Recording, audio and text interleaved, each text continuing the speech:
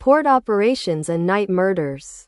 They walked towards the office and went straight to the boss's room. The colonel said when he saw them, "So what happened?" Daya said, "They are pouring liquid cocaine into bottles of alcoholic beverages with famous brands and delivering them to the warehouse tomorrow. A shipment of heroin is also scheduled to arrive later." The colonel nodded and said, "That's good news, but we can't arrest them if we arrest them in the warehouse. The shipment of heroin will be lost, so we have to wait. By the way, Daya, we have prepared the sword you asked for. Sharp and strong." Daya said, "Okay, I have to go, I'll see you again.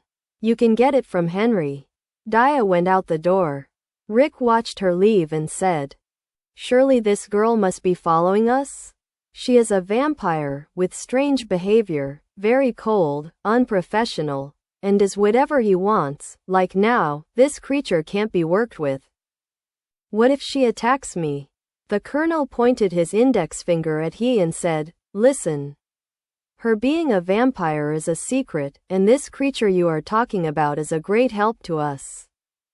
We had a hard time convincing her. She comes from a noble family.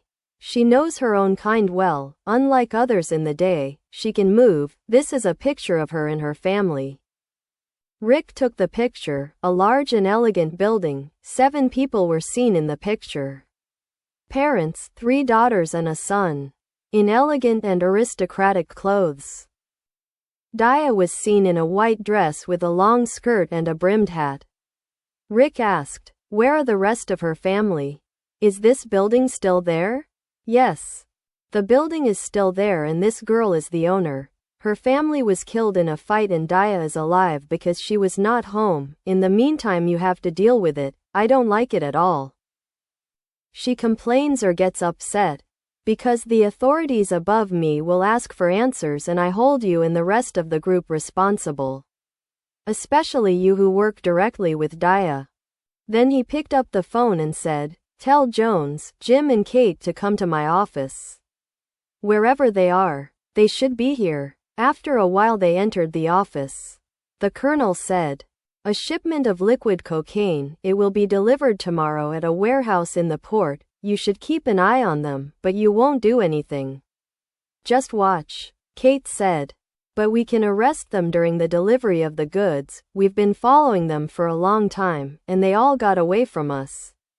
I said just keep an eye on them. You can safely store the goods. But you will identify the faces and the people. Until the heroin shipment arrives, there should be no mistakes. You have already identified several warehouses, right?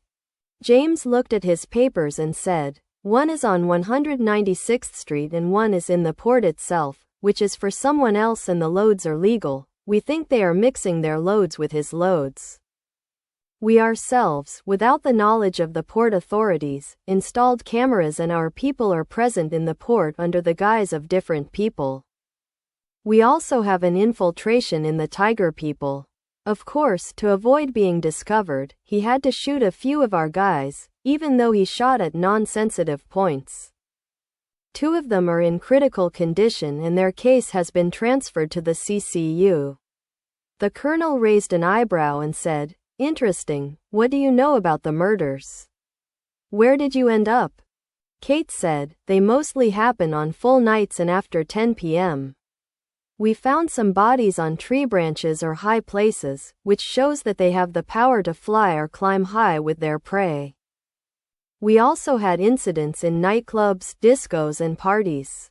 Some of them abuse this state, and like Halloween celebrations, they make themselves up, which makes our job difficult. Boss, there are too many of them. Do you think this girl can eliminate them all? How many of them can she kill?" Daya asked me to tell her where these attacks are most common. Right now, she is monitoring the 3 areas that have had the most reports and even the police forces are not safe, and she doesn't need anyone. "How long has she been doing this?" James said. "It's better for us too. I don't think we can handle their strength and speed. I don't want them to sink their teeth into my neck, although I'd like to see them hunt." "You seem very confident about it?" "Yes. If what you wrote about them is true, they have the power of teleportation and invisibility. Their blood is deadly to many and only high-ranking vampires are their opponents, and it also has a high self-healing ability, unless they have very severe wounds and bleeding. If you want, you can go to those neighborhoods and watch it from afar.